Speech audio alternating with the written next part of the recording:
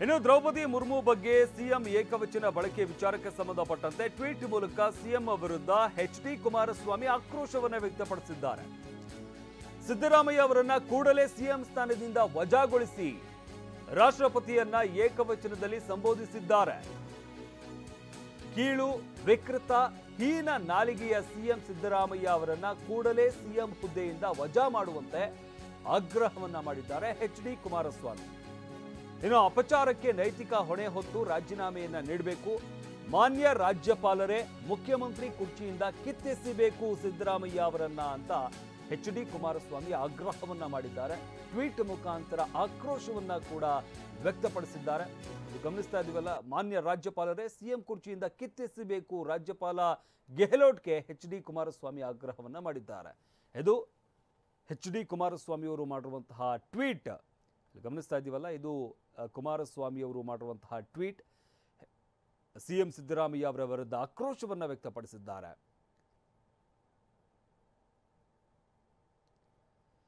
ದ್ರೌಪದಿ ಮುರ್ಮು ಬಗ್ಗೆ ಸಿಎಂ ಏಕವಚನ ಬಳಕೆ ವಿಚಾರಕ್ಕೆ ಸಂಬಂಧಪಟ್ಟಂತೆ ಟ್ವೀಟ್ ಮೂಲಕ ಸಿಎಂ ವಿರುದ್ಧ ಎಚ್ಡಿ ಕುಮಾರಸ್ವಾಮಿ ಆಕ್ರೋಶವನ್ನು ವ್ಯಕ್ತಪಡಿಸಿದ್ದಾರೆ.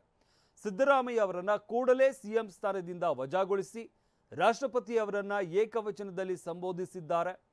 ಕೀಳು, ವಿಕೃತ, ಹೀನ ನಾಲಿಗೆಯ ಸಿಎಂ ಸಿದ್ದರಾಮಯ್ಯರನ್ನ ಕೂಡಲೇ ಸಿಎಂ ಹುದ್ದೆಯಿಂದ ವಜಾ ಮಾಡಬೇಕು ಅಂತ ಆಗ್ರಹ ಮಾಡಿದ್ದಾರೆ.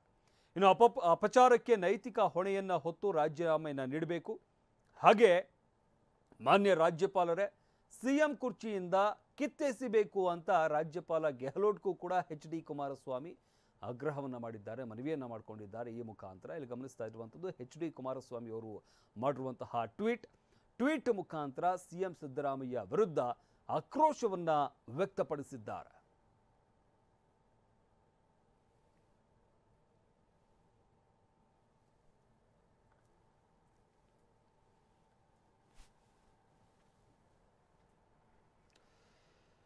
ಇವತ್ತು ಸಮಾವೇಶದಲ್ಲಿ ಸಿಎಂ ಸಿದ್ದರಾಮಯ್ಯ ಮಾತನಾಡುವಂತಹ ಭರದಲ್ಲಿ ರಾಷ್ಟ್ರಪತಿಗಳನ್ನ ಏಕವಚನದಲ್ಲಿ ಒಂದು ಹೇಳಿಕೆಯನ್ನು ನೀಡಿರ್ತಾರೆ. ಈ ವಿಚಾರಕ್ಕೆ ಸಂಬಂಧಪಟ್ಟಂತೆ ಸಿಎಂ ಸಿದ್ದರಾಮಯ್ಯ ಈಗಾಗಲೇ ಟ್ವೀಟ್ ಮುಖಾಂತರ ಸಮಜಾಯಿಷಿ ಕೊಟ್ಟಿದ್ದಾರೆ, ಅಂದರೆ ವಿಷಾದವನ್ನು ವ್ಯಕ್ತಪಡಿಸಿದ್ದಾರೆ. ಬಟ್ ಈ ವಿಚಾರಕ್ಕೆ ಸಂಬಂಧಪಟ್ಟಂತೆ ಎಚ್ಡಿ ಕುಮಾರಸ್ವಾಮಿ ಅವರು ಆಕ್ರೋಶವನ್ನು ವ್ಯಕ್ತಪಡಿಸಿದ್ದಾರೆ ಸಿಎಂ ಸಿದ್ದರಾಮಯ್ಯ ಅವರ ವಿರುದ್ಧ.